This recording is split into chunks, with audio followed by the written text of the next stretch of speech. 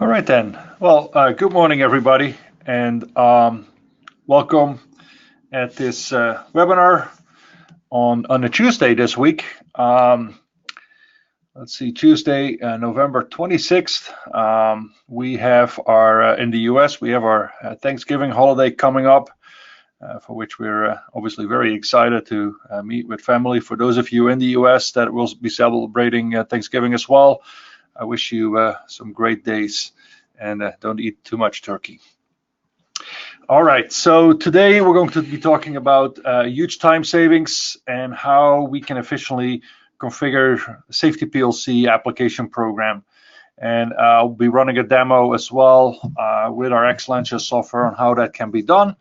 And I think it's it's a very exciting topic, at least for myself, because I'm not a PLC programmer myself, and I can now easily do this using the exSILentia software. As you are probably all familiar with the exida webinars, audio is provided via the GoToWebinar application over the internet, so please make sure your speakers are up and running on, nothing is muted. We have muted your microphone, or at least that's what the application does. In other words, you are not able to speak, at least not in a way that I can hear it. For that, we have on the right-hand side of your screen, you see the GoToWebinar application. You'll see a question and answer area, and you can type any questions there that you would like me to answer. I will read those questions and answer them as we go along. So, as I said, good morning. It's a little bit after 10 a.m. on the U.S. East Coast, but I have seen some people signing in that are in Europe, so good afternoon for you. My name is Iwan van Beurden, and I am CTO and Director of Product Development here at exida. My main role is that I'm responsible for our exSILentia software, both the development, maintenance, and certification of it, as well as the SILstat live event recording tool. I'm a member of the maintenance team for IEC 61511, and I represent the US National Committee. I'm a member of the ISA 84 committee as well. I perform a variety of tasks, and I am an ISA fellow. Just a little bit background on exida. We are a company that is founded on 3 different pillars. We have a group of individuals that perform certification and assessments. These are individuals that may have certified some of the transmitters, logic, solvers, and fine elements that you're using in your various processes. They also take care of the Certified Functional Safety Expert personnel certification program. Then we have a group of individuals that will perform lifecycle services.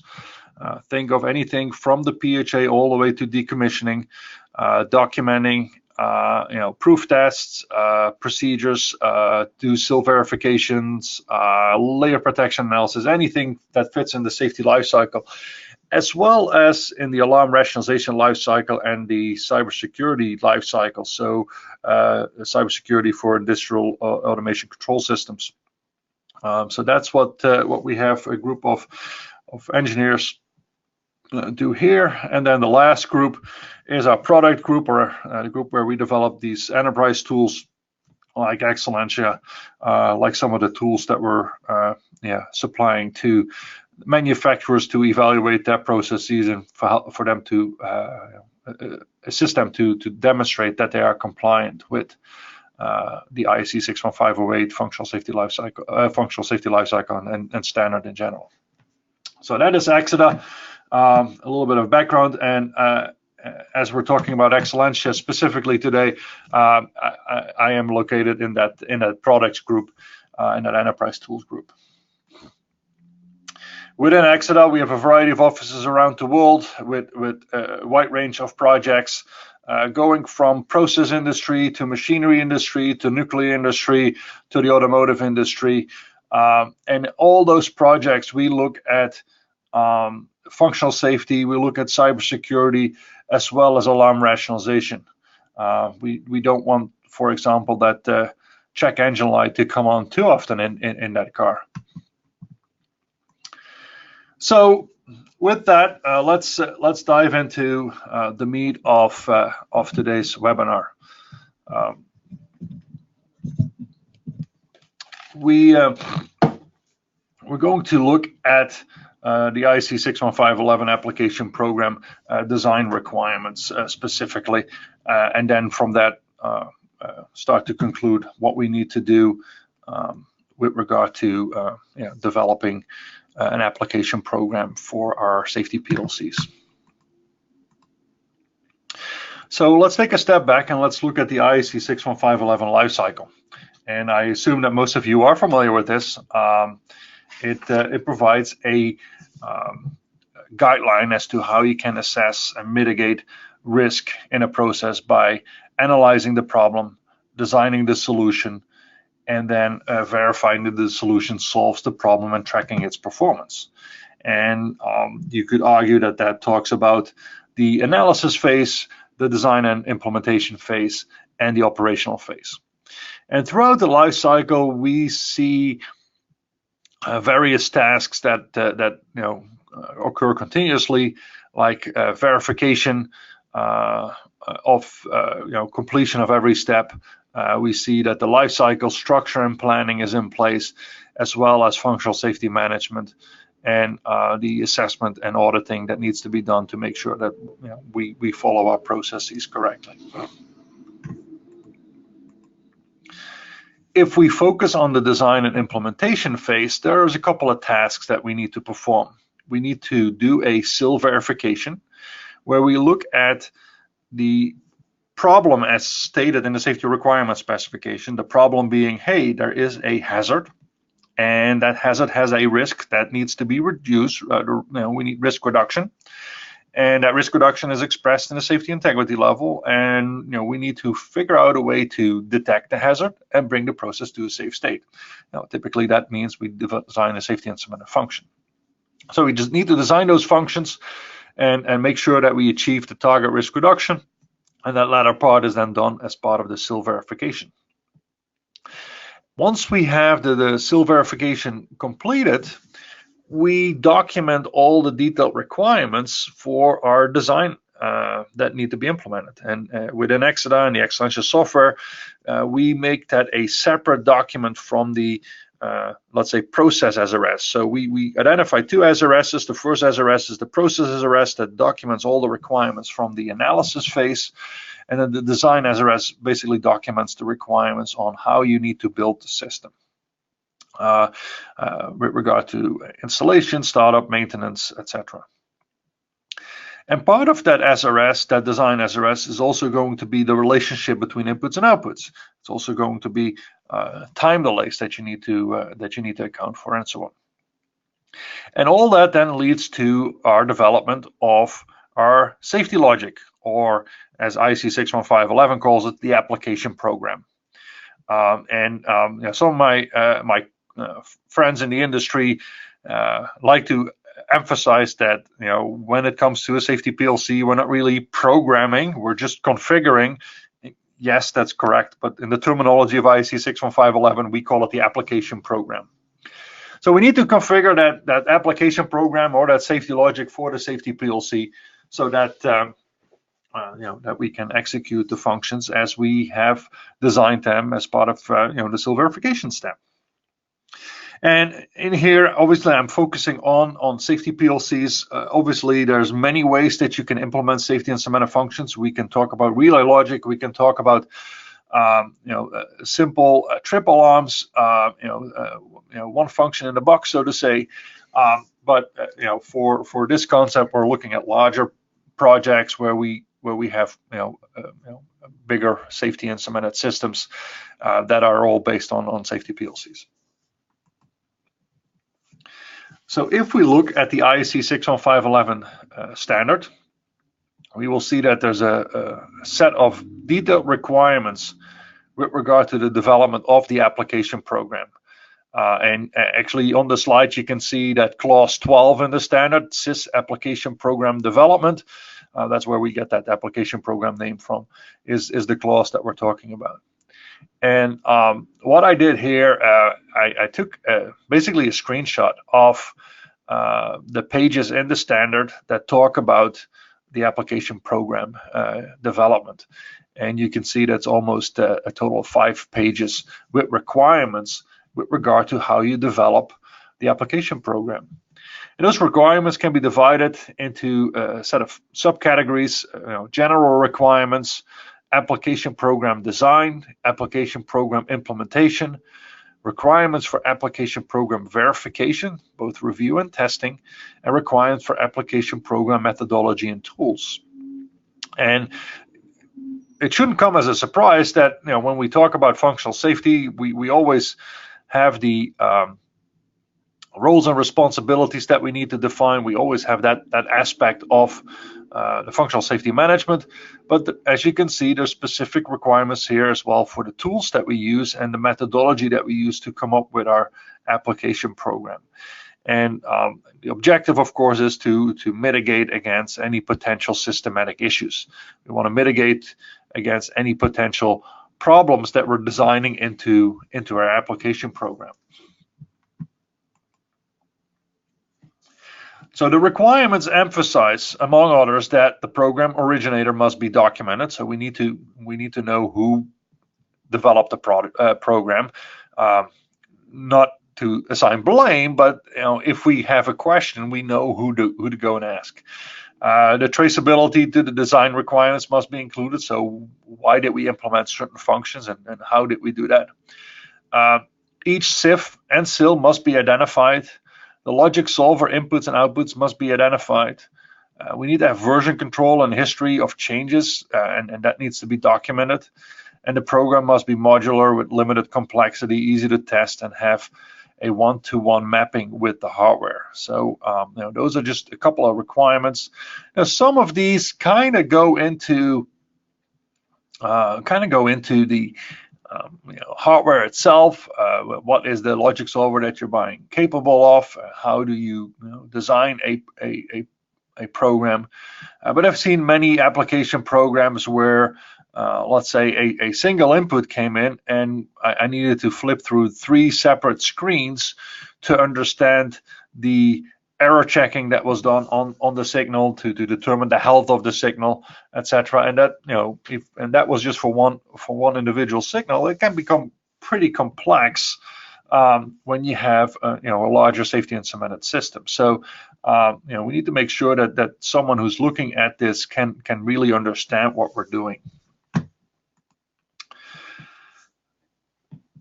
There's obviously a lot of overlap between the conceptual design of the safety and cemented system and the safety and cemented functions and the application program. After all, the application program is supposed to implement what we're designing.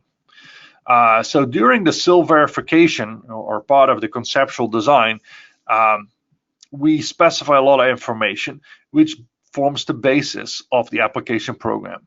Some of that data includes the relationship between inputs and outputs. Some of that includes the ranges and set points, though you could argue that those are not necessarily needed for SIL verification.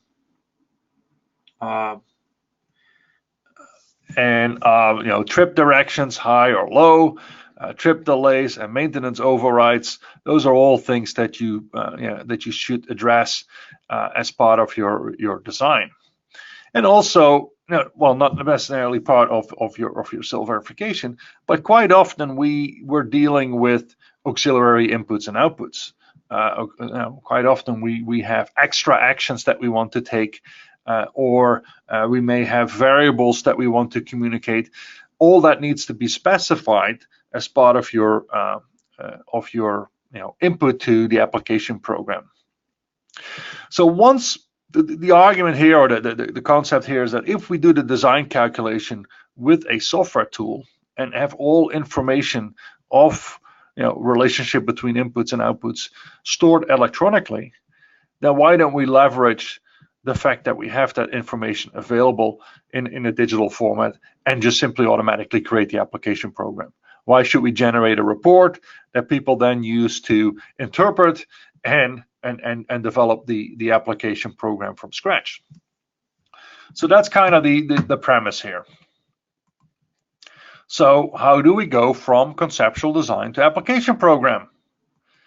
So let's look at some of the things that we specify when we do a SIL verification. When we're trying to determine if a safety and semantic function meets the requirements. If we just look at the sensors, as part of sensor evaluation, I may determine the voting arrangement. Let me just get my spotlight here going. I may determine the voting arrangement and thereby determine the number of inputs as well as at what point do I want to go transition to the safe state. I may indicate if it's a high or a low trip.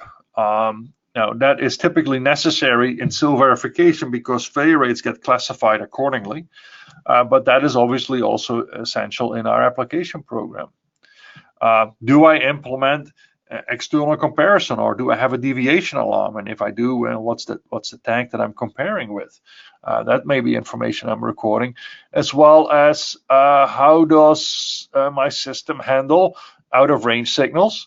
How does my system handle transmitter faults, so unhealthy transmitter signals? Do I have a trip delay maybe? Or do I say, you know what, if there is a transmitter fault, I want to transition to the safe state? Those are things that will all impact how our failure rates get classified, but also impact on how we need to implement our application program. Go back to a point right here.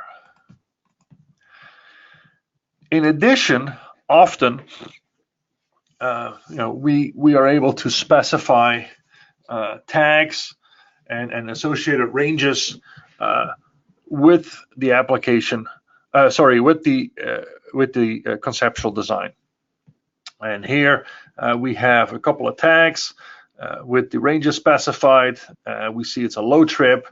We see that the trip limit is 25. We see that the range is 0 to 135. And the upper screen doesn't really show the units. So I took a screenshot of a library. I'll show that in a little bit where the units are actually shown.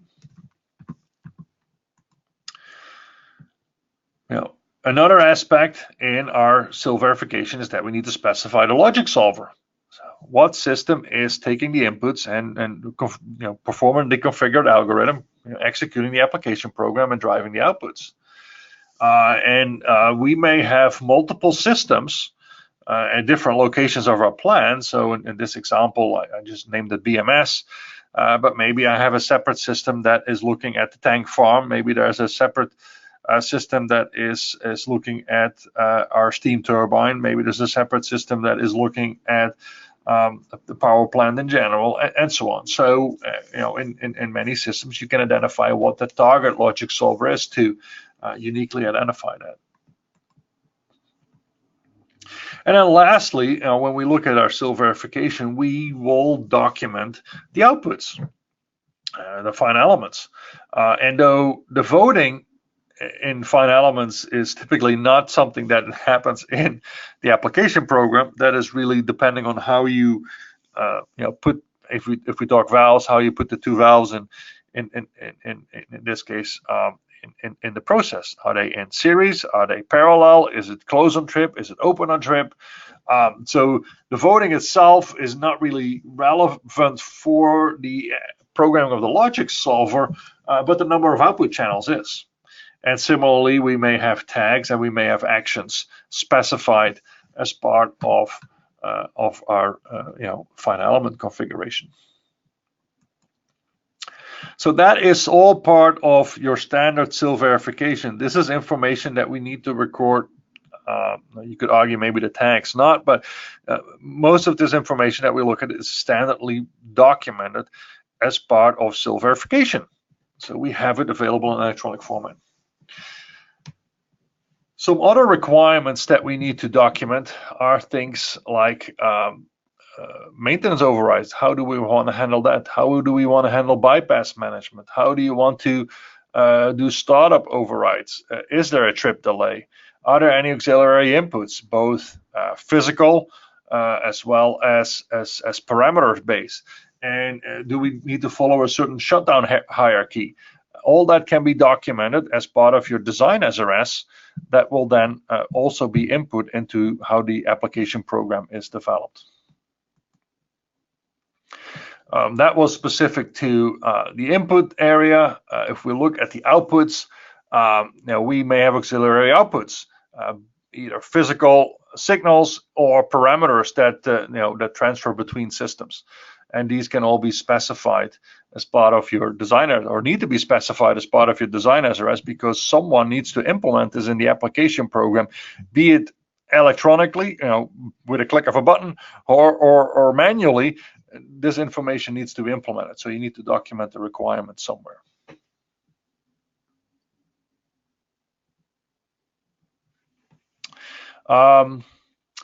So I have two questions here. Let me look at those real quick.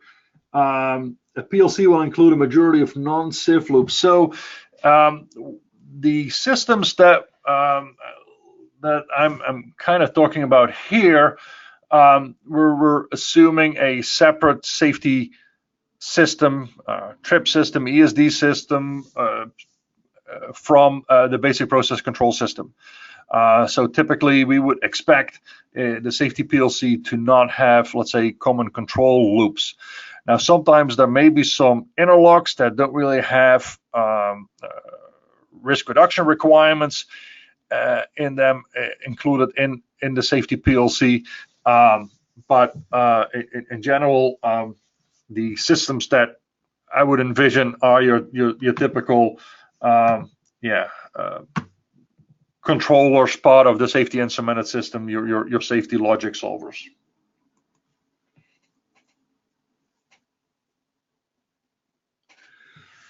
And there's another statement here where the argument is that inputs and outputs are rarely in the same PLC. I think that will depend a little bit on the system that you would be looking at. So there are indeed systems that have a limited number of I/O, and you may have, let's say, a 2 to 3 input come into one controller that then communicates to another controller that drives a particular output. And in that case, you would probably be working with some secure parameters to communicate those information. But most PLCs, and I don't really want to favor one manufacturer over another, so I'll just name a couple. It could be a Triconix TMR system, the Tricon system. It could be a Rockwell, even the Control Logic system, or Guard Logics, or Delta V SLS, or Honeywell Safety Manager, or Yokogawa ProSafe RS, the ABB 800X, and I'm probably forgetting others. Siemens S7. Again, not trying to favor one manufacturer over another here, but all these systems can be used as safety PLCs, and in those cases they typically are able to handle all the inputs and outputs. And of course, there's always going to be limits with regard to inputs and outputs, but at that point it becomes a question as to how do you design your application program, and how do you design your system in general. I'd say you really would like to have things as much concentrated as possible. Though some systems, they can very easily communicate between controllers. You don't even have to do anything specifically. You just need to tell, hey, this output is on controller A. This input is on controller B, as long as you document that this is the program that needs to be executed. The outputs are accessible, or inputs are accessible from multiple controllers. But that goes a little bit more into the structure of the various hardware modules. Yeah, I don't want to go into too much detail there. So brings us to a demo of the capabilities that we have within the exSILentia software to automatically configure application program. And we will be talking about our SIS Logic module in addition to the Silver module. So let me open up the exSILentia software. And I have a project here prepared with a number of safety instrumented functions, and we'll look at that, and then we'll generate the logic basically. So you can see here on your left-hand side, there's a total of 2, 4, 6, 8, 10, 11 safety functions, and they all have some interesting characteristics. And some are rather simple, some are a little bit more complex, and we'll have a look at them. So not going into too much detail on SIL verification, but we see things like emission time documented. We see things like which architecture constraint or hardware fault tolerance requirements do you want to follow, and so on. But then when we look at the modeling of a safety function, we recognize a sensor part, a logic solver part, and a fine element part. And here in the sensor part, this is a very simple function. It's a single input, and we can see it's a pressure, it's a high trip. We can see that the transmitter is configured with its internal switch or jumper, that any internal detected failures in the transmitter are driven under range. So that could be, for example, 3.75 milliamps or 3.6 milliamps, whatever is applicable. We can see that external comparison. We can see that PLC detection that we kind of looked at, and I'll focus on those. If we look at the specific lag, we can see the trip point at a value of 8, in the low range 0, the high range 10. So we have a single input with a range from 0 to 10. The trip is at 8, and it's a high trip. So that's one thing that we want to remember. On the final element part, it's a single valve, and we can see the tag here, XV101. We can specify the action as well. Apparently, I didn't do that yet, but it's a close on trip in this case, with the failed position closed, and that's our final element. So it's very straightforward to model a safety function. All right, that's great. So let's look at something that may be a little bit more complex. We have a reactor, high pressure. Let me collapse this. With apparently 3 inputs, 2 out of 3. We can see each and every one of the tags specified. We can see the voting. We can see this is a high trip, and some other settings. On the fine elements, we see reactor inlet valves as our fine element group. It's a voted 1 out of 2. Okay, we already talked about that. This voting is not something we definitely implement in our application program. This is a property of how we wire up our sensor, our fine elements in the field. And we see the tags there. Now, in this case, look at this reactor inlet valves as the final element. We have a second safety function, and in this case, let me expand that. This is just a 1 out of 2 voting on the sensors. It's a particular logic solver, the reactor logic solver. The fine elements in this case are the same reactor inlet valves as for that previous function.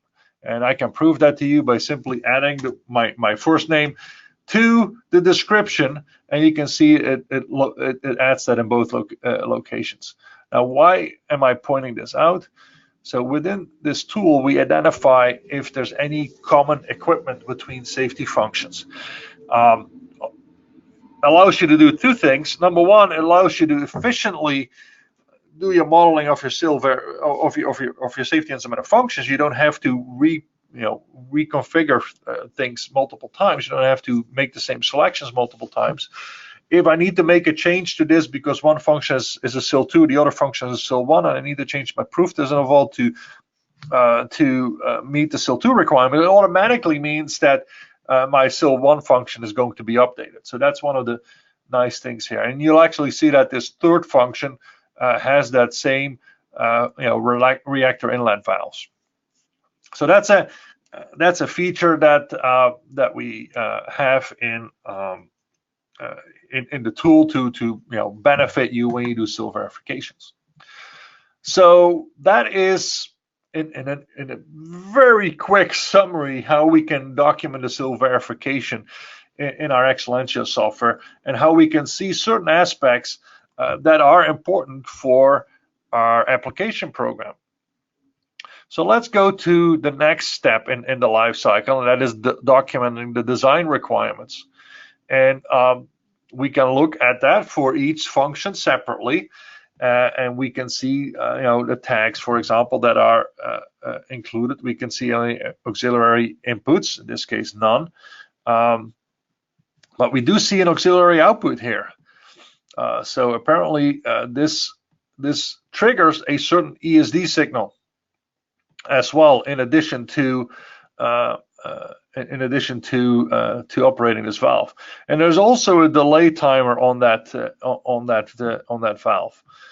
So that is pretty neat, and we see that reset is required, and the reset is done through a logic, and that logic is a secure parameter, and here's the tag of that reset. So there's a lot of information here as to how my system needs to operate, and we'll see all that coming back in a little bit. So let me see if here we have an auxiliary input with an ESD being the input signal into a voting logic, in addition to three separate tags. Now, from the previous slides, I know this is a 2 out of 3 voting, but we'll see that when we configure the logic. So here's another input that we need to consider.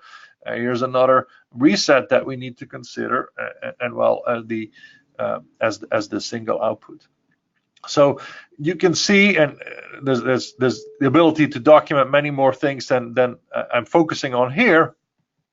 But you can see there's quite some inputs that we need to, or information that we can document in the tool that is needed as part of our application program development. And in this case, I don't have any shutdown hierarchies specified, but we can specify shutdown hierarchies and assign those to the various functions.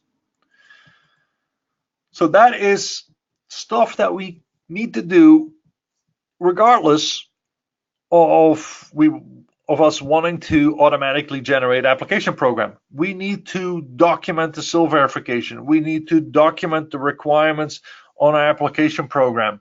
And there's many ways you can do that. But in this case, I've documented everything in the exSILentia software, and let's use that.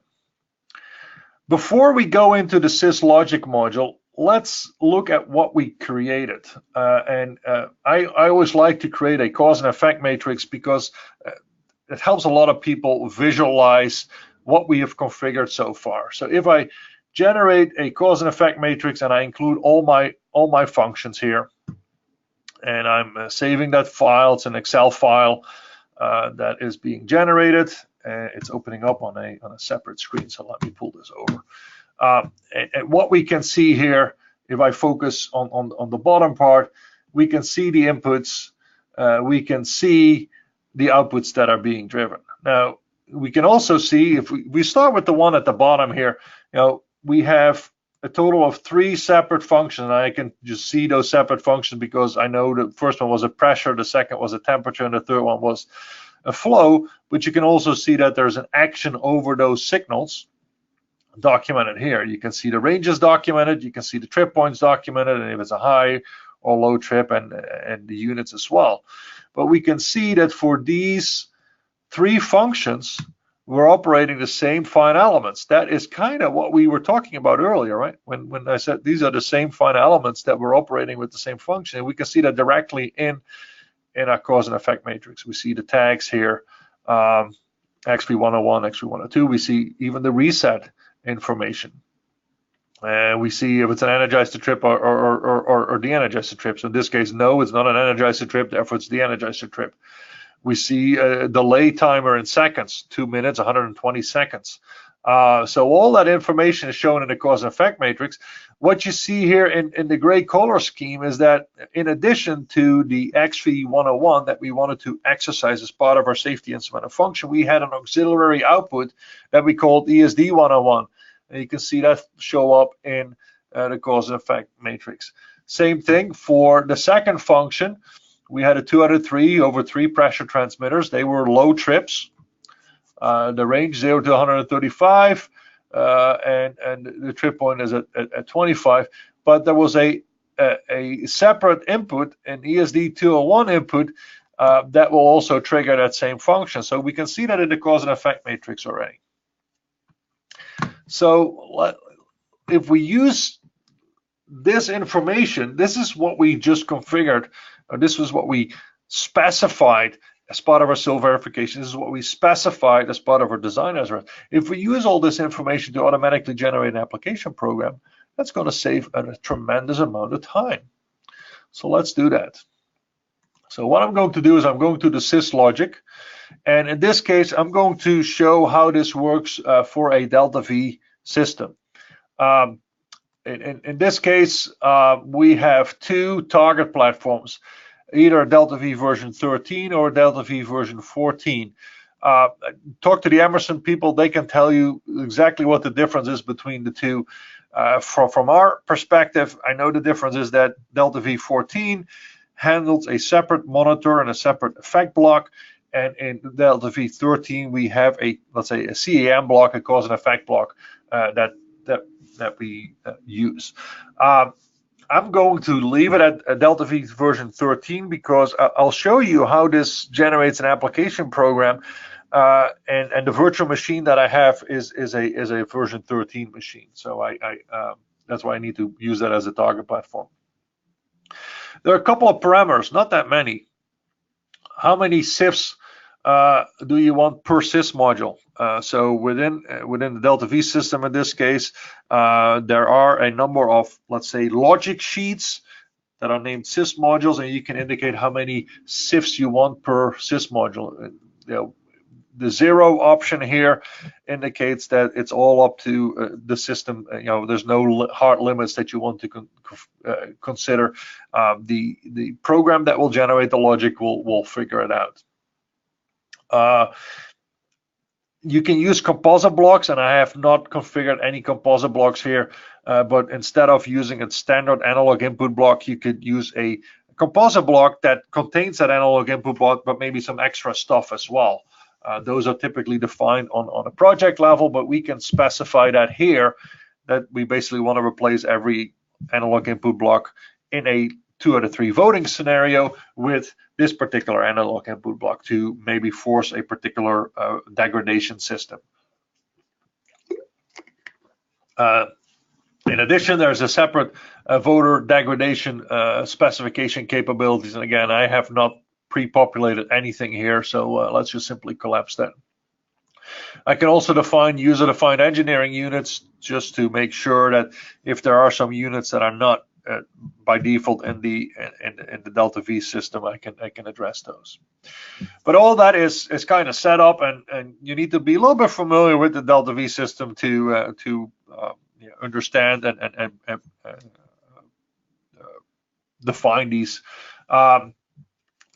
So that's a little bit beyond the scope of what we're trying to do here. But then we get to the point where we want to specify what do we want to include in this logic generation. So in this case, I want to include all safety instrument functions.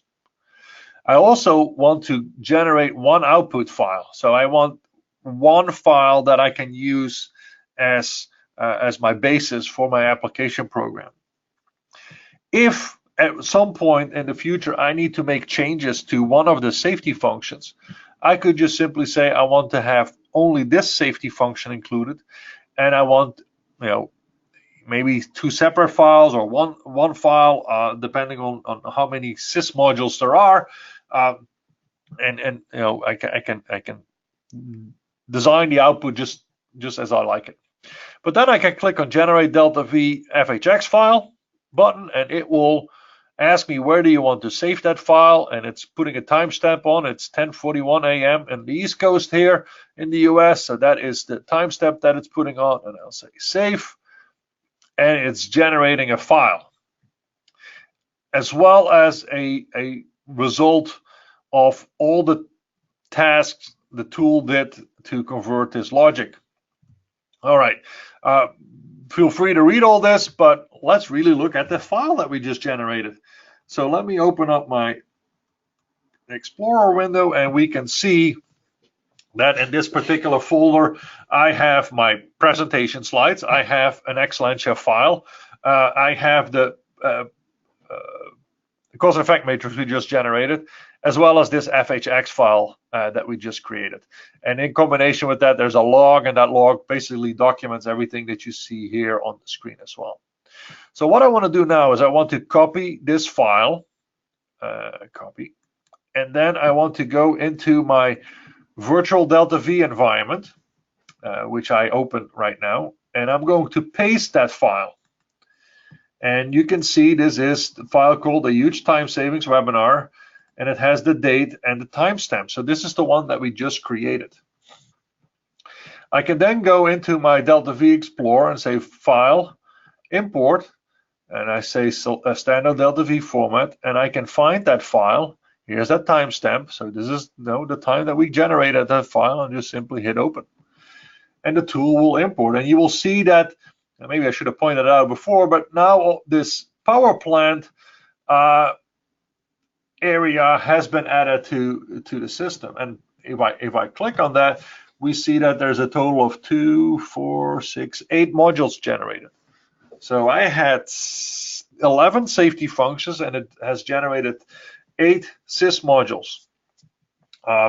We can see why that's the case in just a bit.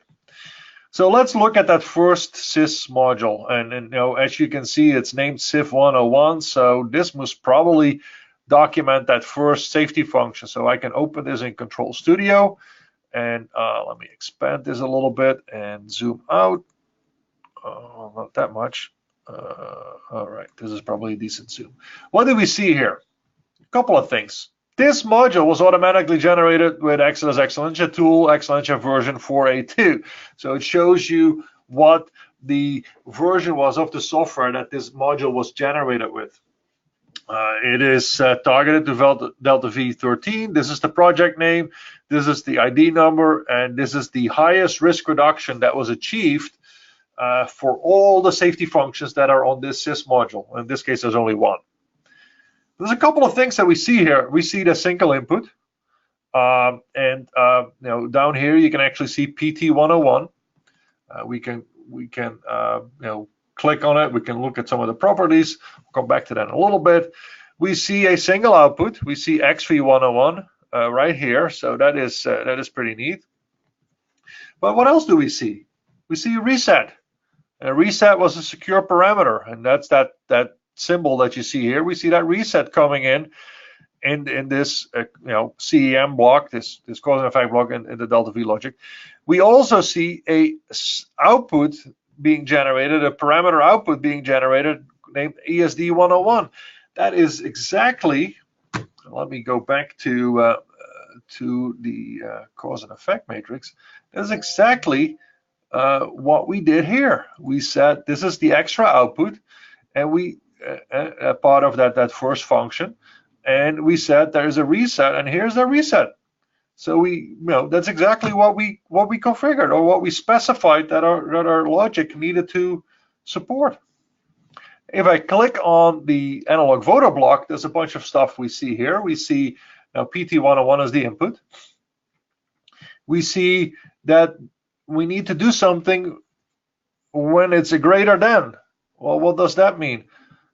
It's a high trip. So we have a range specified here. The range is 0 to 10, whatever the units are. Maybe if I extend this, we can see what the units are. 0 to 10 bar. We see the trip point here, 8. So if whatever value we're measuring is greater than 8, we need to go to safe state. Everything that we documented in the SIL verification, plus some additional requirements that we documented as part of our design SRS, form this logic. So that is pretty neat. Now, obviously, I don't want to make any changes here. We can look at that second function, open that up, Control Studio. It should have a 2 out of 3 voting, 3 inputs. Hey, what's this? Remember, let's go back to that cause and effect matrix. Remember, what did we do here? We had a auxiliary input, which is a digital auxiliary input here that hold on, where is my, that comes in here, that is also triggering this function. In this case, we said that was an ESD button in our sample. We have 3 inputs go into this analog voter block. The analog voter block has those descriptions here, PT201 A, B, and C. Less than, this was a low trip. The range 0 to 135 psi. Yep. And when was the trip limit? The trip limit was 25. And there's some other parameters here that are specified, including the number to trip. It was a 2 out of 3 voter. So we need 2 of these to initiate a trip. 2 of these need to indicate low before we go to the safe state. So that is stuff that we specified here automatically based on our configuration. So then let's look at this last one. We can look at each and every one, but we specifically looked at these 3 modules, or at least the safety functions associated with those 3 modules. So far, SIF 101 and SIF 201 were just one safety function per module. But if we look at SIF 701, well, I remember, we can look again real quick. I remember there being 1, 2, 3 functions, and we can go back to the exSILentia software. Silver, we were talking about 701, 702, 703. So for whatever reason, the application created only one SIS module named SIF 701. But where's 702 and 703? Well, let's open that up. So if we open that up and we look at it, we can see SIF 701 right here. We can see SIF 702 right here, and we can see SIF 703 right here. Why are they all in the same SIS module? They're all driving the same outputs. XV 701, XV 702. Remember the cause and effect matrix? Let's go back real quick. We remember the cause and effect matrix. These 2 final elements were driven by these 3 safety functions. So if I go back to my logic, here are the 2 final elements, XV701, XV702, and here is my 3 SIFs. The first one being a 2 out of 3 voting. Number to trip is 2 with particular ranges. The second one, I think, was a 1 out of 2. Let's see, number to trip is 1, yes, so 1 out of 2. And the third one, I don't think we looked at the sensor part, but I think it was a 3 out of 4, at least when I configured it. Yeah, number to trip is 3. So we have these 4 inputs. We need 3 of them to indicate trip before this function is acting. And all drive the same final element. So the tool is smart enough to put these on one sheet. Now, in addition to that, look at the resets. We have RS701 being a reset.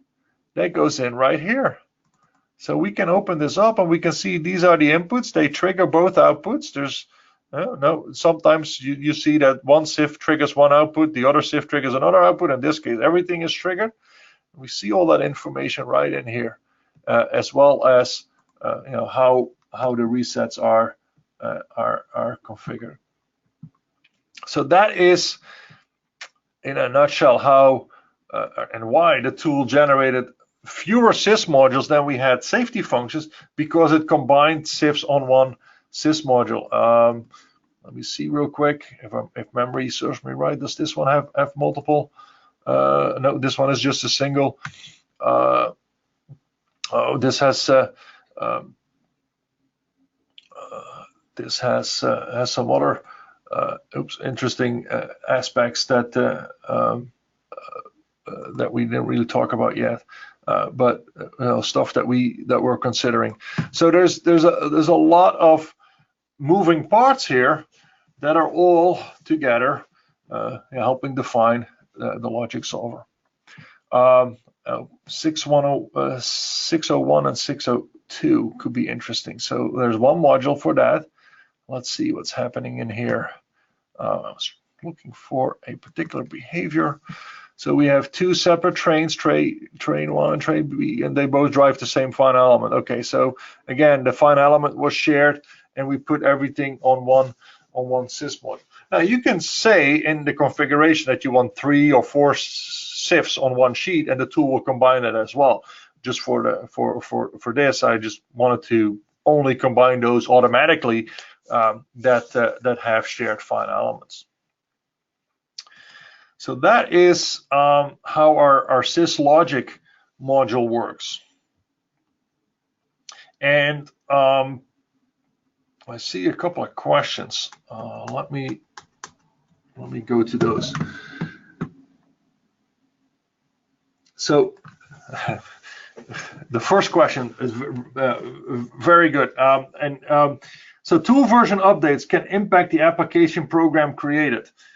The answer is yes. If we come to the conclusion that we need to do something differently with the application program creation, which would be an input from users, or for the Delta V in particular from Emerson, we would make an update to that. And that's why it's important, and you can see that here, that we document the version of exSILentia that this was generated with. Now the outputs have been verified, and obviously we had a significant assistance from the Emerson system people in Austin to get this all up and going. But theoretically, yes, with a version change in exSILentia, this the output could change because we've made updates. So it's important to always look at that version and look at any particular release notes with regard to that. And that's when that I guess goes back to who's the registered user. If we make sure that the users that actually are using the software are the ones that we have contact information for in our customer database, then those users will get notified when there are changes. Especially, they get notified whenever there's a regular change. If there would be any safety security issue or a safety issue, then obviously those users get notified as well. So yes, theoretically, tool version updates could impact the output. Having said that, the outputs are very straightforward. The relationship between inputs and outputs is not something that's going to change overnight. So there have been very few, if any, changes to this after we released this functionality. There's another question: what other safety PLC manufacturers can be handled by exSILentia? So we only support that Delta V system, at least from a released version. We are talking to some of the other major tool manufacturers. Now, I mentioned them before, but there's a couple in particular that we're working with to implement the same functionality for their systems.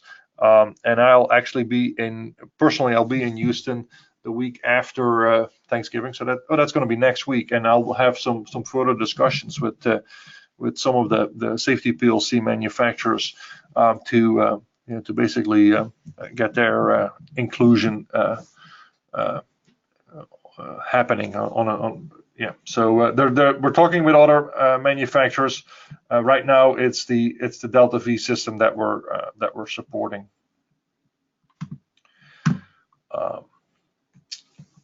All right. So back to my slides. So what have we seen? We've seen that information that has been documented electronically or in a digital format can be easily used to generate an application program. We have seen that there's a lot of information that we need to specify when we configure our logic solver, and we can, we can document all those required items in for example, exSILentia. It ensures consistency. So all your SIFs are going to be implemented in a consistent manner. You don't have two different engineers writing parts of the application program and having, let's say, different structures on how things are laid out. It is automatically consistent. And it is fast. And you saw how quick it was to generate the logic for it was 8 modules on 11 safety functions. That's a very small project. That's not, sure, the amount of time that it would take to do that manually is not going to be that great, but just imagine that you have 100 safety functions. That's a significant amount of time savings that we can look at. I think one of the key items is that it eliminates rework. So even in my time prior to exida, when I worked for one of the DCS safety PLC vendors, the amount of time it would usually take to create the application program kind of required, from a project schedule perspective, that you would start to generate that application program even before your safety instrument functions were well defined. And that usually leads to rework. Either that the requirements change, or you come to the conclusion that you need different redundancy architectures.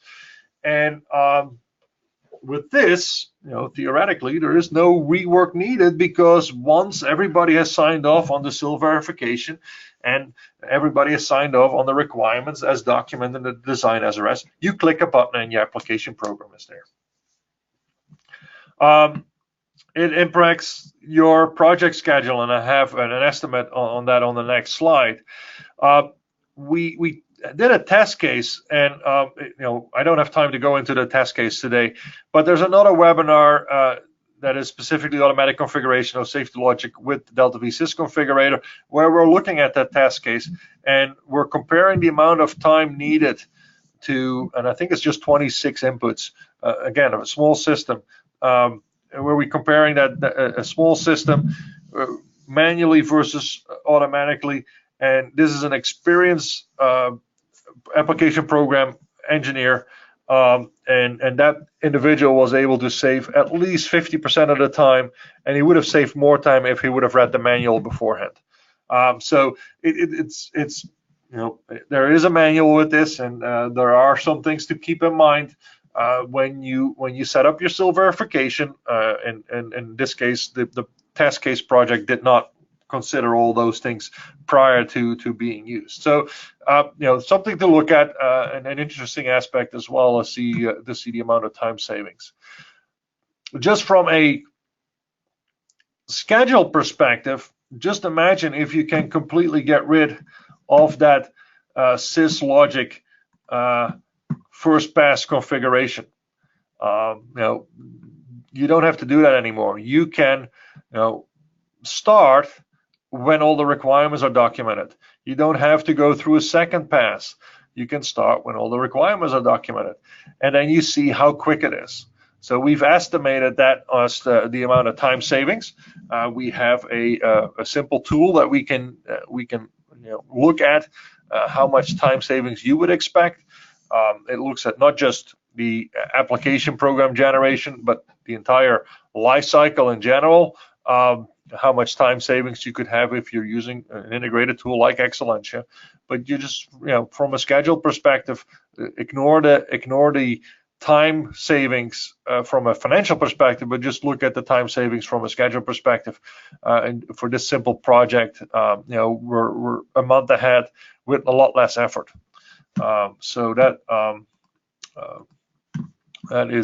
can be very powerful. I had one gentleman that I demonstrated this to, and he said, "What I did in 6 months, you did in 5 minutes." Okay, maybe it wasn't a total 5 minutes, but you get the drift. So any other questions, feel free to type those in the question and answer. We support free trial, so if you have if you would like to play with exSILentia, you can sign up for a free trial at exSILentia.com. Look at our knowledge base. We have a support website, support.exida.com, with some general FAQs. Look at our latest news and upcoming show attendance, so you can get a live webinar. We have various reference items. If you want to get a hold of me, this is how you can get a hold of me. Alternatively, contact us on support.exida.com. You can open a ticket, and there's several people that will respond to that. From an Exida Academy perspective, there's a couple of training classes coming up. We have our popular FSE 100 class in Stafford, Texas, next week. If you're able to, maybe you can attend that training class next week. We have a couple other training classes coming up here in Sellersville, in our U.S. headquarters in Pennsylvania, and some other classes as well that you can see here. A more detailed schedule for worldwide training is on our training website. And then we have various online self-paced training courses. Specific with regard to exSILentia, we have a layer of protection analysis course available, as well as SIL verification with exSILentia. Those are two online self-paced or on-demand training classes, and there's a couple other classes that are up and almost ready. So look at those and educate yourself. So with that, thank you everybody for dialing into this webinar. I hope it was informative. We have another run of this webinar this afternoon, 4 p.m. US East Coast. So if there's any colleagues that you think, hey, you should look at this, send them over and have them register for the webinar this afternoon. So if there's no other questions, and it doesn't look like it, thanks everybody for attending. I'm going to stop our recording, and obviously, as always, you'll get a copy of these slides and a link to the webinar recording later this week, early next week, given the holiday. So for those in the US that celebrate Thanksgiving, a happy Thanksgiving, and stay safe. Take care. Bye-bye.